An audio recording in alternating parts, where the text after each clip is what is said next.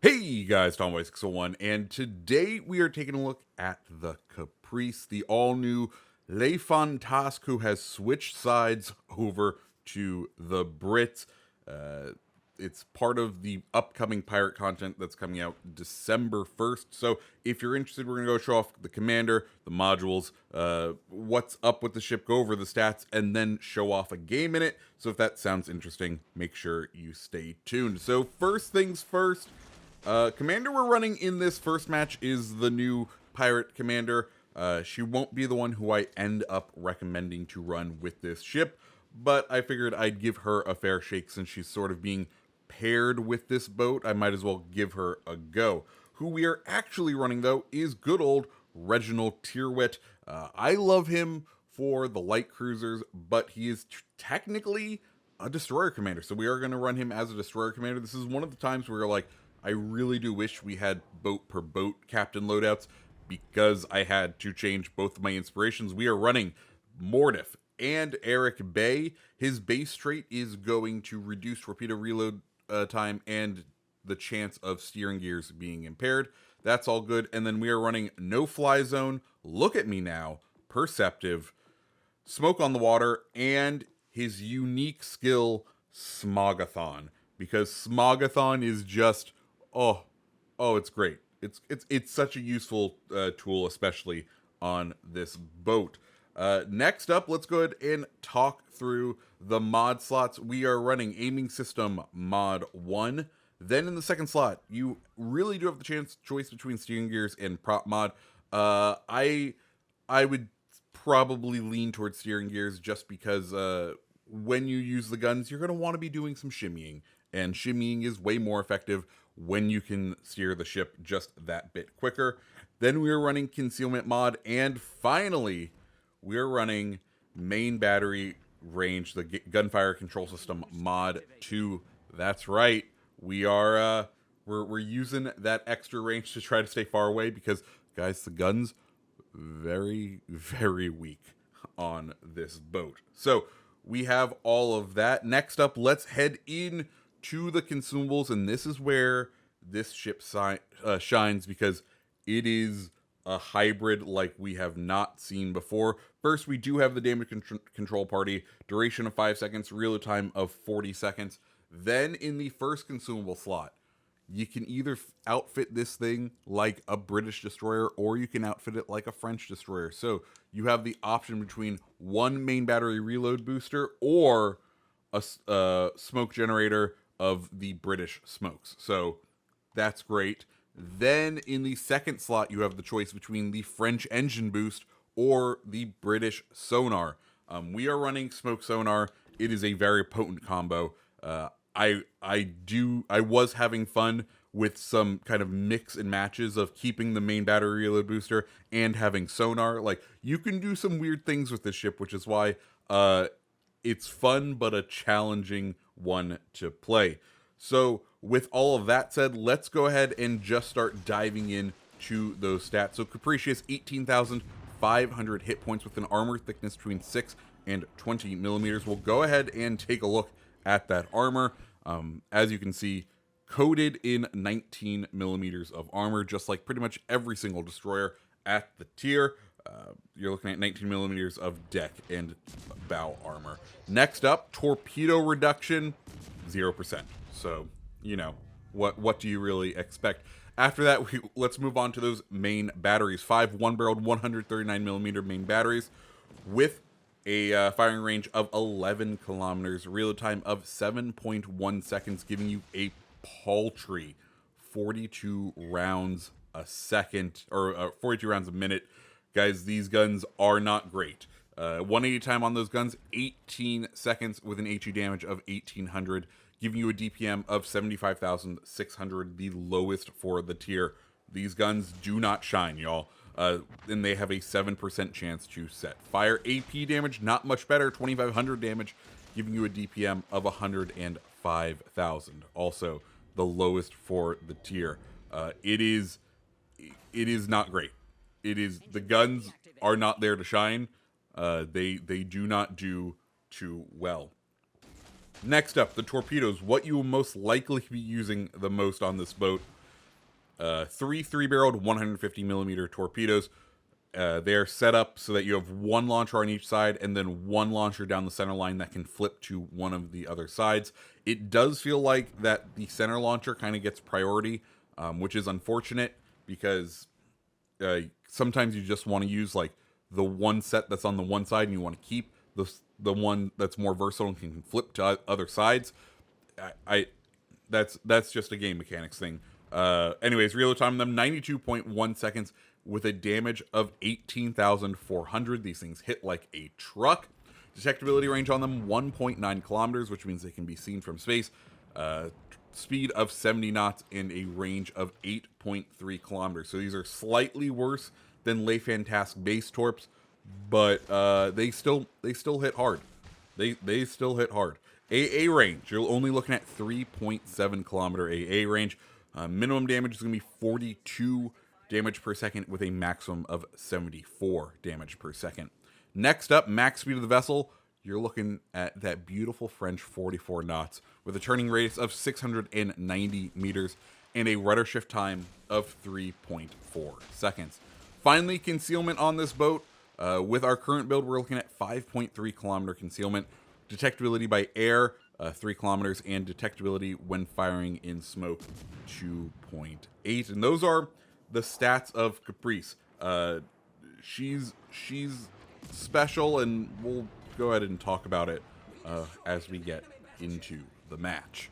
So welcome to Sleeping Giant. We ended up spawning mid, so we kind of take a quick survey of the situation, see what's on the other team. Notice we have a try-hard division of a Baltimore, a Jean Bart, and a Saipan, and we're like, oh, interesting. Anyways, we see that Destroyer's out on the other side, so we're going to go ahead and cover C. What Caprice is it is a vehicle to deliver utility. That is my best case scenario for this thing. It is strong, but you need a team to back you up with it, and you need to have map knowledge and understand what you are doing with Caprice, because with its lack of guns, if you get spotted and you sustain a ton of fire, there isn't much you can do about it. It is one of those ships where you need to understand, okay, this is where the enemy team is. This is how they're going to push. This is probably where they're going to go. You're kind of this vehicle to try to find torps. The one thing I love about Caprice is you get British destroyer utility matched with French speed. And being able to deliver that utility anywhere on the map is exactly what I love. So we saw Akazuki right on the other side over here. In a straight-up gunfight, Akazuki would have us, no doubt. So what are we going to do? Well, we know he's kind of sitting on the other side of this island. We have our sonar up. We can see there is a enemy radar cruiser within this group, and we are now within range. But if we can keep this island between us and them, we should be pretty fine. So we're going to kind of sneak in, try to get close, fire these torps off, because if we can get a hit with any of these torps, we can do some pretty significant damage. And now we are going to provide spotting. We are going to use our sonar because this Akazuki thought he was going to be safe because there's no radar cruisers. He chose to keep a nice and close to this island, and because of our sonar, our friendly carrier was able to do a beautiful drop on him within his smoke. So that's exactly what we wanted to do right there. We can see our torps are going to be just shy on the enemy Bismarck, or we get one hit, and then we see this other Bismarck right over here. We're going to go ahead and dump our torps. We can see he's activated his sonar. We're going to go ahead and back out because we are now being spotted by the enemy. We want to not take some fire. We want to be able to catch this center area. Weirdly, this team decided that pushing full on through was their best strategy, and well, good on them. We end up getting 2 huge hits on the Bismarck right here, and that's the other strength of Caprice right there, is those torpedoes. If you can get in range with those torpedoes, you are going to do absolutely great. The downside is those torpedoes are some of the most detectable torpedoes, and you have some of the longest reaction time, so you kind of really need to know how you're setting off the torpedoes. What does help, though, is you do have the British single-fire torp ability, right? This is a Le Fantasque, but it has inherited a lot of the traits of a regular British destroyer. the smoke, the sonar, and of course, more importantly, the single fire torps. So having all of that utility, you're kind of seeing what Caprice can bring. Now, you could also run Caprice as a normal kind of run-of-the-mill Layfan task, right? You could run the main battery reload booster, and you could run the engine boost. And I kind of wish Wargaming had tweaked some of the values, because right now I think the French destroyers aren't in a great place, and I think Caprice shows us why. I think the ability to have smoke to be able to disengage from the aircraft is super important, and right now the only kind of benefit they get for not having that smoke is that main battery reload booster, and what does that do for them? Really? What, like, they get one. They probably need more. Anyways, we're going to kind of push over to the side over here, try to get some cover in this island, and start engaging the Baltimore. We can see that the Baltimore and Jean Bart are just going to go ahead and use the bow in will to rebuild positioning. Now, this is one of the things where we have to start talking about target selection, because as we can see, we have teammates who are almost exclusively shooting Jean Bart, as I start to shoot Jean Bart, because I think Baltimore is just starting to get at the edge of that range, where we kind of have to recognize that Baltimore's don't have will to rebuild. He should probably be the priority target, but we get our double fires on Jean Bart, and at this point I'm like, okay, this position right here isn't going to do us any good, right? We have one will to rebuild Jean Bart and a Baltimore at my max range, just reversing. There is no point in trying to push out and engage them, especially when there's more points on the board to be secured, right? We have a North Carolina pushing mid. We have the mid cap being red right now. We can go ahead and forget about those two jabronis out there. We can let them go ahead, use will to rebuild, and we'll go ahead and enjoy some extra experience on the house thanks to them. So we're going to go ahead, use that speed, kind of relocate, look at the map, see where we're needed most. Of course, I was smacking my lips at the prospect of this North Carolina, but he's going to go ahead and take some pretty big hits, if I recall, coming up closely, and well, we'll just go ahead and kind of push our way into B and go ahead and get it all capped. So going back to Caprice, my kind of thoughts on this ship, I think she's super interesting. I think she's going to be one of those high skill ceiling ships, where you're going to have to know what you're doing in her if you want to have any enjoyment. But those who know what they're doing in her are going to have a blast because of the playstyle it provides. I kind of think of Caprice as the Henry J. Hyde of destroyers. And if you don't get what I mean, Henry Hyde, one of the first Halloween commanders, he's a battleship commander he's a hybrid commander, right? He took the traits of our two kind of basic commanders that are out there and mixed them together into a beautiful package that doesn't really get matched by any other German commanders, if you ask me.